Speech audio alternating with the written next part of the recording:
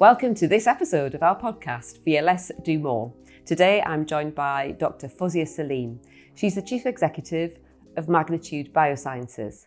She's a scientist by trade, but also a female entrepreneur. She's also co-chair of the Lifted project. So today I'm going to be talking with Fozia about female entrepreneurship and business, and about her passion for people in STEM, particularly women. Fozia, welcome. Thank you. It's great to have you on the podcast. You're a woman of many talents, wearing lots of hats, and that's always great when we get people like that on the podcast because there's loads to talk about. You know, you're a CEO, you're a STEM ambassador, an entrepreneur, you are a scientist, many, many things. I presume it all started with the science. It did. So tell me about your amazing work in the world of science. Oh, I think I've been a scientist as long as I can remember. If you can ask my poor mother, it was always why, ever since I was like a 5-year-old. And I remember very vividly her getting to that point saying, because I didn't ask my mother, that's why. She'd answer as many questions. But I've always been very inquisitive. I think always very curious about the world and why certain things happen. And I think that naturally led me to do a scientific degree and then a PhD in neuroscience. I think it was during my PhD I realized that academic science is really useful. It's very, very interesting, and you need that to push the boundaries of knowledge. But for myself, I got frustrated thinking, well, what's the so what? Where's the application of my research? Where am I ever going to see the application of this in real life? And I realized to do that, I needed to transfer into industry. So then, I started doing R&D in an industry environment. I joined a graduate scheme, worked in pharmaceuticals, consumer goods, taking them to market. And then I worked in submitting documents to the FDA and MHRA, and that's kind of been my career journey, if you like, working in end-to-end of research and taking products to market. And yeah, here I am now as the chief executive of a startup in the Northeast. And on that journey, who have your role models in the science world been? Who do you look to go, they can do it, that I can? I think my passion genuinely came from, I had a sixth form teacher, my biology teacher, and he made biology so fun. So I did all three sciences because I think I'm a stereotypical South Asian kid and, I must do all the sciences. I was the first in my family to go to uni, and I think always hindsight to myself is I wish I had somebody telling me, no, it's all right, you can do one fun subject. You don't have to do chemistry, biology, physics. But yeah, I had a fantastic biology teacher and he really kind of brought it to life. And I think at that point I knew the sciences I was going to follow was going to be biology. Lots of, I think, mentors in my career because I didn't have that in my social circle. So my parents, economic migrants, in the 60s, my dad came here with his family. He was quite young, but he went straight into education and straight into work. And then my mum came and she married him in the 70s. So I didn't have that kind of guidance or kind of insights into what it looks like to go outside of the typical dentist, engineering and law type degrees. What does it look like? So I did very much actively seek out mentors. So I had a fantastic professor at university, and I went in to do a biomedical science degree for 3 years, and that was what I was going to do. And I was going to go and join a lab because that's what I thought you did. If you want to be a scientist, you did a degree, you went to a lab. In my second year, it was towards the end of my first year, I did quite well in my exams. And he called me at home, and I was away working, and he called home, and Mum's like, your professor's calling home. And I'm like, oh God, am I in trouble? What have I done? And he didn't get hold of me, called me again, and he said, are you signed up for an industrial placement? And I said, no, why would it wasn't on my radar, I didn't know what it was at all. And he said, you've got really good marks. And I was at the top end of a first. Really proud of that. I've always been a bit of a geek. I don't know what motivated me. I always used to be really, really studious. And did I think about that? And he goes, look, I've got a few contacts. I'm going to put a few students together and send their CVs over to some of my industry contacts. Can you pull together a CV? A couple of weeks later, I was on a train down to London. I had an interview at JSK, and then I got the placement. Completely not on my radar, but the fact was that he saw something in me that I didn't see myself. And I really, really liked him, really got on with him. And that really led to me understanding what career options there were out there. Because up until that point, it was very much, you stay at a lab, you do experiments, somebody takes the data and does something with it. But having that year, so I was at the R&D headquarters at JSK. So that was really insightful. I think it made me see what kind of jobs were out there. And I remember looking at my boss's boss going, I want to be you. And then when I looked at all the people that were in top management in pharmaceuticals, they all had PhDs. Up until that point, a PhD wasn't on my radar. I was very much going to do a degree and then get a job. And then I realised, going, hang on, this looks like there's a glass ceiling. And I think at that point, and again, we were in Stevenage, so I was very close to London. I could go to conferences. I went to a few meetings and things there. It was very accessible. And that then set me on the path to look for a PhD, because I realised if I wanted to get anywhere, and I was always been ambitious, always been somebody who was quite driven. I don't know where that came from, but I always have been from as a young age. So then I went off, found a PhD, did that in Edinburgh University.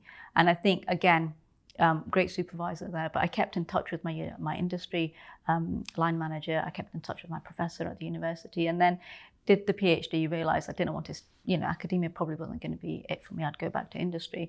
And then I had a series of very good line managers, I think. Very fortunate to be able to do that. I went travelling after my PhD because, it just wasn't ready. And I graduated in a recession, so there was no jobs. I remember picking up the phone to my old supervisor at JSK, and he said, just so you know, we're doing mass redundancies. And that was just what you want to hear. Just what you want to hear. So that was JSK, AstraZeneca, Pfizer, Novartis, all 4 of the big pharma companies in the UK were like winding down. It was just a global climate at the time. So I went off thinking in my head, I'm just going to bum around for the next 6 months and recover. Came back and I had 3 interviews lined up in the same week. And that was quite fascinating. And they were very different organizations. So I joined a graduate scheme. Got some great training out of that, and about 3 or 4 years into that job, my line management, by pure coincidence, ended up being entirely female. And that was interesting because the graduate scheme that I was on, it was a big corporate company, but it was very, very male dominated. And at the end of, when I had those 3 interviews when I came back from traveling, I was very fortunate in that the week after I had 3 job offers. Not in my head thinking that I would actually have a job. My plan was to bum around at mum and dad's for another 6 months. And I had to make a decision. And interestingly, my gut told me to go with a company that was actually a non-pharmaceutical company, purely based on what I felt when I walked around. People looked happy, people were inquisitive, there seemed like a lot of diversity there, so I went there. But I think as my career went up the chain in corporate, I realised I would be the only woman, I would be the only person of colour, I would usually be the youngest person in the room. And I think whether you realise it or not, inherently it shapes you as an individual. I realised I had to be louder than loud, I had to be surer than sure, I had to be righter than right to kind of speak up and be heard and not be paraphrased or mansplained by the men in the room. I think that really kind of shaped my my leadership style, it shaped my team working style and kind of what I wanted out of my career and how I wanted to add value. And I think after 10 years of being in corporate, it was clear that I was doing well, it was good, I'm not to say that, but and I could see the potential that I had, and I was getting a bit frustrated in terms of I don't think I'm adding value. Then I started having a family as well. But what was interesting is that during that period, those last like 3 or 4 years when my line management was entirely like female, I hadn't realised, but by default, I had kind of conformed to a corporate stereotype. I used to wear like greys and blacks and browns and trying to almost like minimise myself to kind of fit in because that's what you had to do. And I had a line manager and she was fantastically Italian and very vivacious, very exuberant and very confident. And she would come in like a whirlwind into the office and she'd brighten up the room and she would wear all the colours under the rainbow. And I remember looking at her going, oh, you can do this. This is all right. And I'm still in touch with her now, and she's a great mentor. I remember at the time thinking, oh, hang on, I can be my authentic self. I'm not really a black and white person. I mean, I like all colours of the rainbow. You can ask anybody around me, like my house is like, multicolored, and that's the way I am. But to work, I would have this work wardrobe.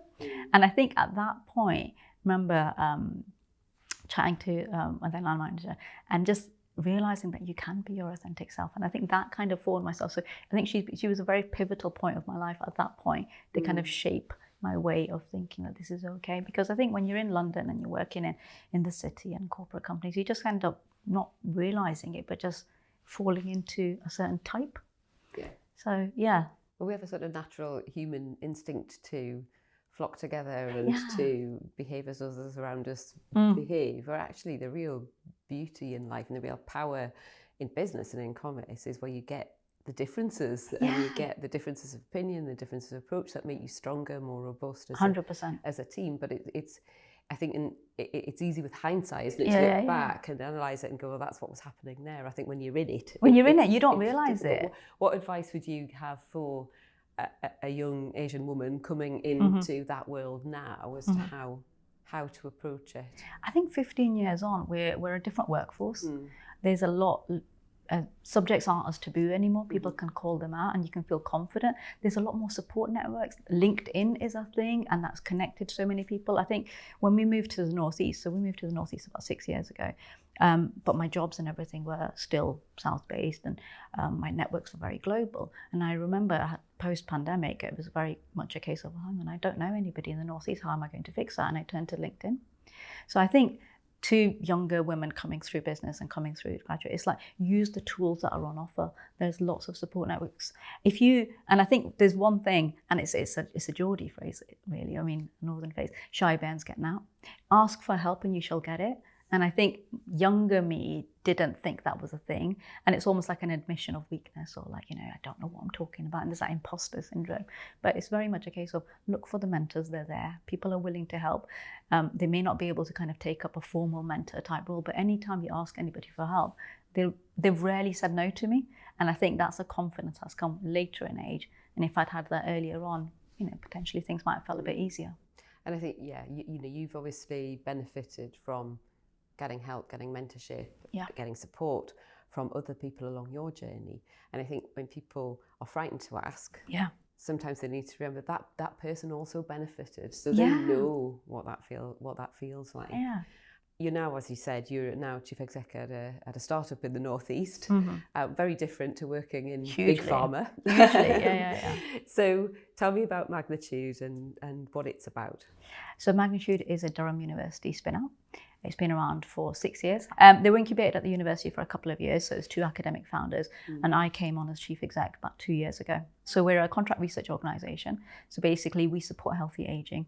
We use a whole organism to look at helping pharmaceutical companies get an understanding if their medicine, their drugs are working or not. So companies that are developing drugs for Alzheimer's and Parkinson's and dementia, kind of the age-related diseases, we give them an idea if their medicine works or not. So we look at efficacy, we tell them how it works. And the key thing is that we kind of help our clients fail fast, fail cheap, very, very early in the drug discovery process, so they don't get these insights all the way down at clinical trials when things have become very, very expensive. And it's quite late, because it is quite frustrating that they haven't made that great drugs for Alzheimer's and Parkinson's and stuff, because when they get to clinical trials, they'll find something that's wrong and that's not working in humans. But if we got that whole organism data a lot earlier, then they can fix it a lot faster. So it's about increasing the speed to market for new drugs. That's what we help companies do. So what attracted you to that startup? Was it the science or was it the business? Both, actually. I think it was a post-pandemic thing. I was having a bit of soul searching. I'd spent a couple of years kind of working from home, and I'm very much a people person. I like real life, I like interactions. And my job had been reduced to the point where it was 100% remote, and there was only so much Zoom that one person can take. And I think at that point, I very much felt that although I'd been living in the Northeast for, I think, 3-4 years by this point, I didn't know the Northeast. I didn't know the region. And I really, really like Newcastle, because we moved up from London 6 years ago, and it was very much a leap of faith. We knew we didn't want to raise the kids down in London. It was an anywhere but London move. So I think it was more of a decision in terms of, what do I want to do with my life at this stage? Where do I see myself adding value? So I just started going out and reached out to LinkedIn. I started going to networking events. I started going to dinners and things. So just finding out what the life science landscape was up here. And what I discovered was there's a thriving life sciences great startup community, but a really big life sciences startup community, the Biosphere, the Catalyst and such. So met some great people, met some great companies.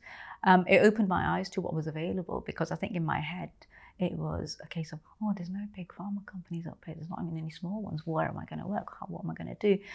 So I met, actually it was the chaps at North Star that introduced me to the co-founders at Magnitude, and said, there's a company they could do with somebody who's got a bit of commercial nuance, but is a scientist at heart, because you need to work with scientists. So I met the 2 co-founders, really liked them, really liked what they were trying to do. The science was very innovative, very kind of cutting edge, and really it was the energy, I think, I really liked of those guys. And I think it felt like at this point in my career, I can give back a little bit. So I think it wasn't just what can I do? Where can I use my skill sets? I think I'd got to that point where I wanted to give back. So I'd started doing some mentoring with the Girls Network at that point. I'd started reaching out. When people were reaching out to me, I was quite happily giving them mentoring. So I think it was a time of my life thing.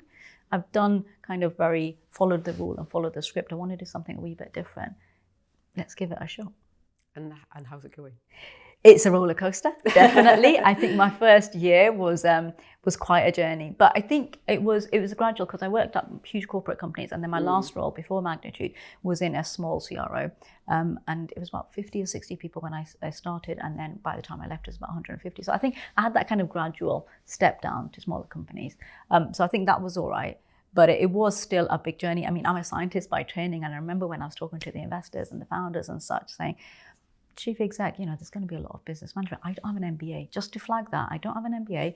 I'm not a financial person. I'm very much a scientific person, analytical, but I'm also quite good at commercial go-to-market plans. I can't do finance. They're like, no, that's no problem. There'll be a finance manager. It'll be absolutely great. The first 6 months, I didn't have a finance manager. Right? I spent my entire 6 months trying to figure out what EBITDA meant and what P&L meant and trying to understand year-end statutory accounts. So that was a learning journey in my head. And I remember coming home to my husband going, I can't do finance. My brain doesn't work. It doesn't like it. And recruitment was a bit of a struggle as well, because Nat Park Point is a great business park and it's been there for 20 years now, but it is a little bit a way out. And there's not best transport links either. So I remember the first role that I was recruiting at Magnitude, we got 7 applicants. And out of those 7, 5 weren't even fit for purpose. They'd probably just seen the advert somewhere. I remember thinking, this is slim pickings. This isn't great. Like, what is going on? And I think a little bit of it was that the co-founders never had the opportunity to do enough kind of PR because, they were a team of 5 and they'd been doing whatever they could. The tools. Yeah, exactly. They were juggling plates left, right, and centre, doing every role possible. And I think that's one of the things in a startup, because I do joke about it. When I joined, I had a little job description and the 2 co-founders had a little job description. Have we ever worked to it? No. Would I change it? No. Yeah. I think that's the kind of the joy of working in a startup, and it's complete opposite of working in corporate. In corporate, this is your box, and you shall operate within that box. In startup, it's like, this is your world, and welcome. Yeah. Carry on juggling plates as best as you can, and I think I like it. It is overwhelming. I mean, I do have a young family, so it's constant juggling. So there is a support network that I need, and my husband's an absolute rock, and he really holds the fort whilst I can go out and do stuff. But it is a lot of juggling. It is a lot of balancing, and I think that kind of led me to recognize how much of an ecosystem of support is required for female founders, female startups, leaders in the region. And it is very different to the South. And because I spent like a good 10, 15 years in the South, you recognize the difference. What is the difference? I think the networks aren't readily available. The ecosystem doesn't quite exist. You can find it, but you have to create it and you have to search for it. The funding opportunities, again, for startups, it's very slim pickings. The grants and things that are available, again, slim pickings. And I think what was another insightful moment for myself was in March, I went on this trade mission with the Department of Business and Trade, and it was the first trade mission that they were running that was for female business leaders only. And it was inaugural and it was all very exciting, and it was part of like a program that I did of training that my ITA, my international trade advisor, told me about last summer. And she said, Fozia, it'd be great. It's for female leaders. We're trying to like train them up and get a bit more international trade going. And it was interesting because it was loads of people applied for it, and then 50 women were selected to go on this program of training. And the 50 women that were on it were completely very diverse in skill sets and experience. So you had people that were just thinking of an idea of a company, and you had individuals like myself who'd got corporate experience and were actually leading a business that was generating revenue. So it was a very, very broad range of individuals that were there, and there was a whole training scheme. But the end of that was you got selected or chosen to go on this trade mission. So there was 12 of us that went to Indianapolis and then Chicago, and it was during International Women's Day. So it culminated with International Women's Day on the Friday, but the entire week there was lots of events that was going on. Hugely empowering. I mean, I was with a bunch of like kick-ass women, absolute, knocking it out of the park in their respective fields. Very diverse, so it wasn't sector specific. So we had women from like 8 marketing agencies all the way to like life sciences and everything that you could think of in between. But we all had very similar experiences. And I think that's where we all bonded.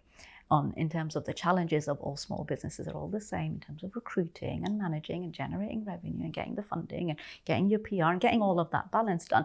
What was insightful was that when we went to America, one thing that all of us really recognize is that the amount of funding that's available in the States, like they can cough and they'll have 2 million sat there from a public grant and don't have to battle for it. Whereas here in the UK, I mean, we're like filling out reams and reams and reams of application from like a tiny 100k grant from Innovate UK. And I think that was quite frustrating in terms of the difference in funding availability. And I think that does translate to the UK as well, in that you've got the Golden Triangle, you've got Cambridge, Oxford, London, all the money and all the investors and, you know, financiers and angels and stuff will congregate to that area.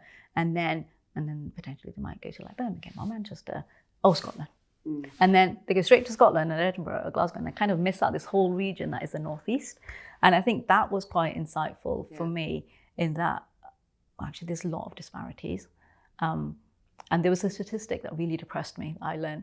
And I think I probably should have known about it earlier than that, but 2% of global VC funding goes to female-led businesses.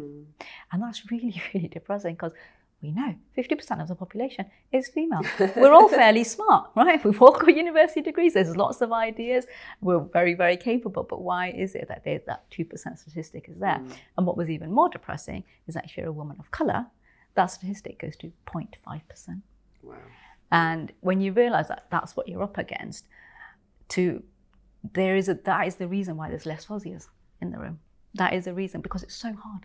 And not everybody kind of wants to kind of go through those barriers, because you're not on a level playing field. But I haven't known any different. So I'm just doing me as I am. But it makes you realise why there are so many disparities, why you're the only person in the room, because it's actually, there's lots of hidden influences and things that might look like a level playing field, but in reality, it's really not.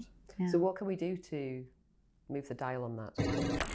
Just popping in to say, if you are enjoying the conversation so far and want to make sure you keep up to date with other episodes, then please hit follow or subscribe wherever you're listening. Let's jump back into the conversation now. So what can we do to move the dial on that? I think this is why I got involved in the Lifted project. So I came on as vice chair, along with Deborah Leaves, who's the chair for the Newcastle project. So it's the Lifted Project Newcastle Growth Board, and you know, you're fabulously part of that as well. I think it's very much so.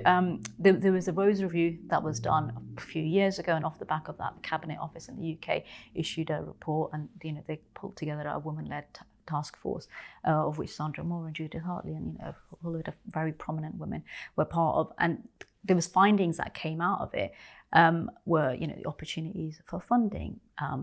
People need to sign up to the Women in Invest code. But a lot of it was about ecosystem. It was about mentoring. It's about opportunities for funding. It was about signposting. It's about finding that information, because finding where the money is one of the biggest battles. And then obviously you've got to go through the application process. But I think what we're learning in that kind of these early days of the Lifted project. So it's come together. So we've got 5 boards. One of the findings that came out of that report that Sandra Moore and the team pulled together was we need to create regional boards that encourage female entrepreneurs, that allow these ecosystems that are doing very well in the southeast, and to kind of replicate them in the rest of the UK. So we've got one in Birmingham, Liverpool, Leeds, Edinburgh, and Newcastle. And the whole idea behind that is to raise the profile of female founders, raise the investment that's coming into the region, raise the number of female founders and female-led startups in these regions. Now, it's all very data-led. So there's information and databases for all of these kind of regions. And the idea is that over the next 5 years, we're able to kind of raise the profile of that. Because when we started looking at the database and we started putting together all the information, what was quite depressing was that Newcastle was the lowest one in terms of female-led businesses. That said, 49% of the self-employed population is female. Right. So the stats are there, right? So there's clearly female-led businesses, but why are we the lowest that are securing funding? What is going on here? What's wrong? Because the talent is clearly there, the demographic is here, all of the kind of factors that you need to kind of encourage self-employment and female businesses kind of taking the leap are there, but what's the disparity? And I think in some of the early discussions that we've had now, it's very much about the the connections aren't there, the networks aren't there, conversations are still happening over golf, they're still happening in the football boxes. And if you don't know of those networks and don't ingratiate yourself into them, you don't know. I mean, I think, my experience has certainly been that the Old Boys network is still there. Oh, very much People so. think that it's gone.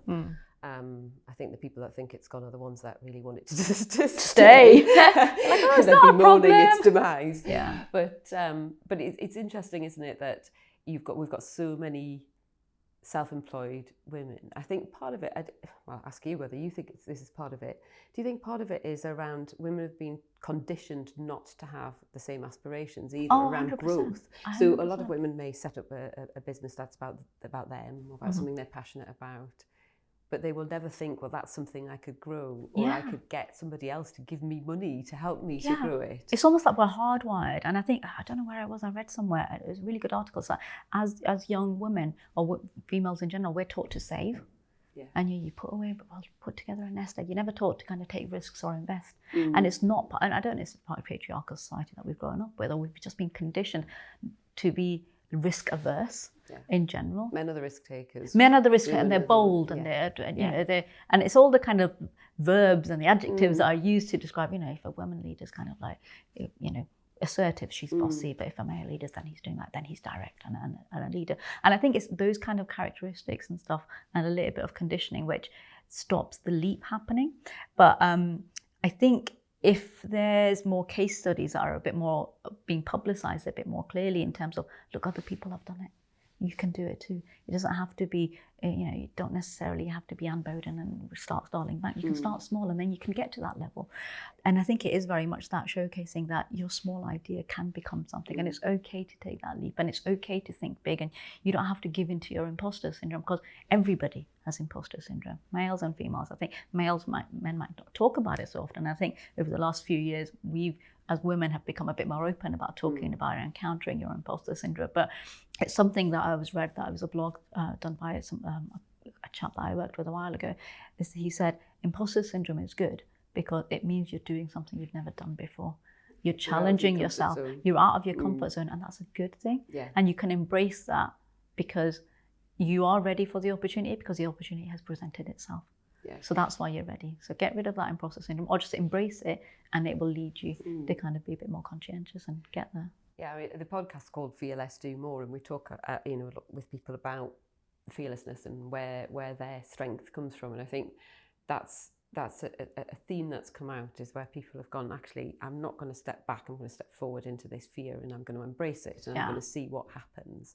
But I think you're right that women have been conditioned not to do that, and in order to counter that, we're going to need to start really very young with young girls about teaching. And I think there's some good signs. I was in it's a really random thing, but I was in a little gift shop a while ago, and they had a range of dolls, but they were all female presenting dolls that had a different angle to. So there was an astronaut. There was one in a white jacket. It was obviously in a lab. There was one with a stethoscope. There were very different role models for girls, and it starts with little things like that. It does. Like the Barbie range is a lot more diverse than it was when I was a kid. They're not just ballerinas and stuff. Yes. They are like all white. All white. Yeah, exactly. They're different colours, different shapes, different sizes. And I think it's that very early, because that was one of the other things that came out in the report in terms of opportunity. Start young. Give those examples. And I think I realised that when I started mentoring in the Girls Network. So what they do with the Girls Network is that they match you with a school age child, a girl from a socioeconomic background that isn't kind of set up for going to university or pursuing there. And the girl that I was matched up with, she was really smart, very, very clever. And clearly she at that point, she would have been the first one to go to university. But I remember just when I first started talking to her, she was in the intermediate maths group for the intermediate GCSE paper, but she was clearly capable, and she's like, my teacher's telling me to go for higher, but Fozia, I don't think I want to go for that, because I feel really comfortable where I am. I feel comfortable because then I teach the other guys and I learn myself. And I think in the end, her teacher pulled rank and said, no, you're going for the higher paper for your marks. And I was, because as a mentor, you want to encourage, but you don't want to say, oh, come on, just go for it. What's the worst that's going to happen? You know what I mean? Just try. And it was fantastic, because I think me pushing her and then a teacher pushing her got her to do the science paper. That was the higher science paper. And then she got a fantastic grade. She got the top 5 marks out of her entire year for her marks. It is, I think it's getting in earlier. as well, and showcasing that stuff. So we do need to get into the schools, we need to get into the universities, we need to kind of then showcase those early startups or early ideas and kind of take them forward. But I think a lot of it is about how accessible do we make that information, and how relatable as well, I think. Because if it feels like an insurmountable task and you've got somebody who's an absolute superstar, you just sat there going, well, I'm not capable of being that. But actually, there's lots of stages in that journey. They didn't just wake up one day and turn into that. It was a journey. And then I think talking about those journeys and talking about the successes and the failures is really important to recognise that. So when have you yourself been challenged the most on this journey, and how have you overcome those challenges? I think joining Magnitude was a great leap of faith. It's a startup, a completely different way of working to what I'd been accustomed to. So I really had to kind of change my ways of working, change my thinking, actually start thinking what is fit for purpose, but also realizing that the people that I was working with weren't accustomed to working in a business environment, because essentially what had happened was a university lab had been forced out of the university during COVID that we actually hot-footed it to NetPark, because up until that point they're at the university. But you've got a bunch of really, really smart, really, really clever academics that are then being forced to deliver for a business. And I, from day one, had worked in a business environment. So it was like it was a given. And I was like, well, obviously we need to make revenue. Obviously we do that. And they're like, oh, but there's this really shiny, interesting, sciencey thing. I'm like, that's great. And then they'd come back and go, oh, but the client will be really, really happy we've done that. And I was like, yeah, for free. Yeah, so that would be great. But that would be great if it was the next project. You know what I mean? And I think changing those mindsets and changing my own mindset and then kind of merging into the middle to get to a happy medium of, okay, we're a small size company. We've got some people who've got really good scientific experience, zero business, and myself coming in. I think it's merging that. How did I overcome it? I think gently, softly, being kind to myself and others. They may not agree with that, but I think I had to really change my ways of working. But it was a leap of faith, and I think every day I'm still learning. Every day is a school day, and I think that's a good thing. Yeah. I'd like to kind of be inquisitive and learn new things. I don't think you're ever done learning. You're feeding your curiosity that you've had since you were a child. Exactly. I think that's it. I will always be sat there going, so what and why? And now my kids ask me that, and I feel the pain that my mother used to feel back in the day. So I'm like, oh yeah, when they keep on asking why, you run out of the answers. But yeah, I think it is. I think I will constantly be challenging myself. I am ambitious. I will constantly be curious. And it was something my husband said this week. He goes, you just can't help yourself, can you? You'll always take on more. And the funny thing is that when we moved from London to Newcastle, it was on my behest, and that I wanted a better work-life balance. I was like, oh, I don't want to be that mum that's dropping, because this is what was actually happening in London. I dropped my son off to nursery at like 7:30, 7:45, and I'd pick him up at 6 p.m. and put him to bed at 7. I was seeing him for like an hour and a half a day. And I knew I didn't want to be a stay-at-home mum like my mother, but I did want to be a present parent in terms of seeing him. So moving up north did allow that to happen, especially during COVID, we were all at home, but I was able to always drop him off and pick him up, take him to the extracurricular stuff, both for my kids. And that's been quite nice. But I think I am just that kind of person who will always take on more. And I think it's up to me to kind of try and balance that. And I did say to him, I was like, oh, that's the woman you've married, though. Are you like that outside of work as well, in terms of, do you have lots of hobbies? Do you have lots of passions outside of work? I think that since taking on Magnitude, I've kind of dropped a lot of things because I just couldn't get back in time from like NetPark to do that. And I'm recognizing that. I think the first year was really intense. I had to really immerse myself. I was working very, very long hours just to kind of get a handle on the business. And a lot of that was my imposter syndrome as well, because I didn't know. So I was spending a lot of time. I would spend longer doing things that now I can close my eyes and I'll be done in like 5 or 10 minutes. So I'm recognizing that a bit more.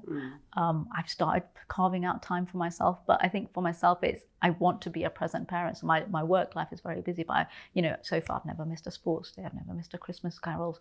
I've never missed any kind of parents' evening. And I think I want my children to recognize and feel that I'm always there for them.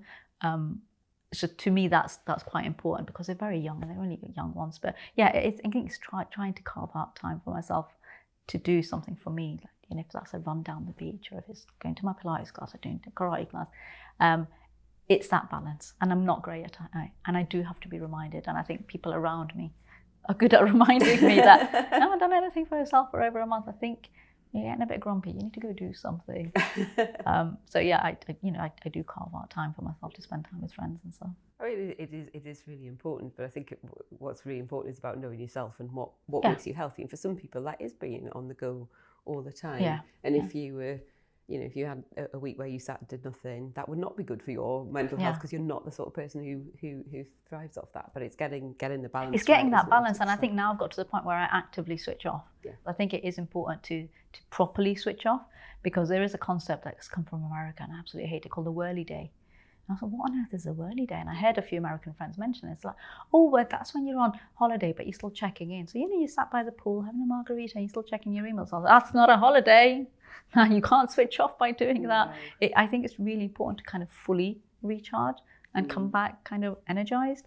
I don't think you can kind of have this halfway house. And I think, you'll know this yourself as a business leader, you never fully switch off because there's always something niggling at the back of your mind. But it is important to kind of rest and recharge. And I try to kind of pass that on to my team. I remember when I first started, because there was so much going on, I would be like at work, I'd be in meetings all day long, and then in the evenings I'd catch up on emails and send out loads of emails. And I caught myself on, to me it was too late. It was 4 weeks in, and I was like, why am I sending emails at 9? That's not okay.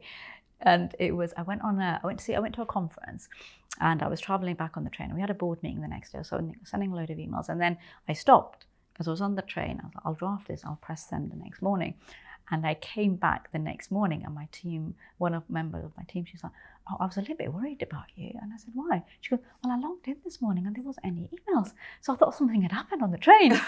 and when she said that, I thought, this is not good. This is not good. I was like, okay, I've got to set an example here. It doesn't matter if I'm working. I can't make the team feel that they need to work on my hours just purely because I'm catching up.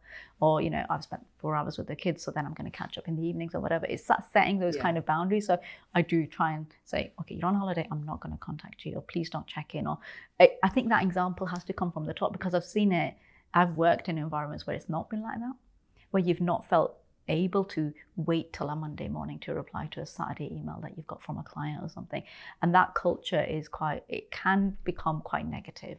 It can become quite toxic, because you don't ever feel that you can switch off. You feel guilty for switching off and things like that. So I think that's one thing that I do like to kind of now, and I recognize it. So just to finish off, who's the most fearless person that you've encountered, and what's impressed you about them?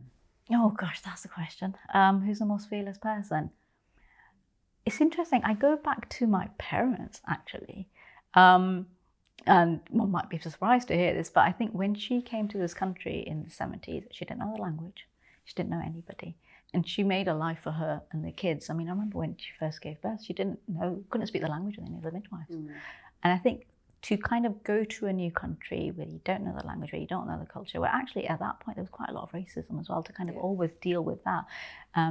To the point where they kind of introverted into their own kind of bubble, and it's only now that they're emerging and integrating more into society. I think that takes a lot of courage to do that, and to recognize that. And I don't think, if I ever said this to my mother, she'd be like, "Oh, what do you think? What mean I'm fearless?" I was like, "Well, it is true. What you guys did. If you told me to now emigrate over to China and start a life, I'd be like, hell no, I'm not doing that. That's not happening at all." I think, embracing challenges can take a lot of courage, and you may not recognize it when you're in the thick of it, but it's only in hindsight that you look back thinking, yeah, that was difficult. And my husband's a great one as well. He constantly he does Ironman after Ironman, and I remember watching him do it for the first time before we had. And he said when we were having our first child, and he goes, "Oh, I'm going to do this now because then the kids will arrive and I'll never be able to do this." I'm like, "All right, okay, yeah, you need to go do it." And it's really, really challenging. I remember it ended up being our baby when we went to Lanzarote and he did his first Ironman, and now we're like 6 Ironmans later. He's still constantly challenging himself. But it's interesting. I think people closer to me in my life are the ones that I end up kind of resonating with and looking at. They may not recognize it at the time, or I may not tell them enough. And then obviously you've got your kind of my mentors in my kind of wider career that I've looked to. That all of them have had snippets of courage that it kind of takes you. And then going back to the line manager that I had, the Italian lady, absolute inspiration to kind of see and work. And because she used to absolutely boss it in like a boardroom full of middle-aged white men, and they'd completely be confused by what this lady was saying, but she would power on and absolutely, kind of dominate the room and get them to see her point of view. And that was very interesting to see how that was done. So I think, a number of people, I think, is probably the answer to that one. Well, I'm sure that with you at the helm, the business is going to go from strength to strength. Oh, well, I try. But you're a bit of a unicorn, because the combination of academic, scientist and business person is pretty rare to come across. And it's often the challenge that a lot of startup businesses face, that you get the technical experts running the business and not have a clue what they're doing. So I think the business is set up for success from that point of view. But also just looking forward to seeing how, through the Lifted project and other things you're involved in, we can change the dial on some of the things we've talked about, the experiences that we've had, or that a lot of female-led businesses have in terms of attitudes 100%. and availability of funding and support. I'm sure that when we've got strong female role models like yourself, the dial's got to change. I think so. And I think it is very true that you can't be what you can't see. Yeah, absolutely. And it takes a lot of courage and a lot of energy and a lot of dogged perseverance to go through that, but not everybody wants to take on that mantle. So if you showcase that a bit more and we talk about it, we will change the dial. I think hopefully for our daughters' generations, right? We can change it for them, if not for us. Absolutely. Well, that's a lovely way to end. So thank you, Fozia, for joining me today. Okay, thank you for having me. It's been really fun. Thanks for listening. We hope you enjoyed that episode of our podcast, Fear Less, Do More. If you did, then please follow or subscribe. If you enjoyed what we talked about in this episode, then you might enjoy this one here, which is also linked in the show notes. Thanks for listening.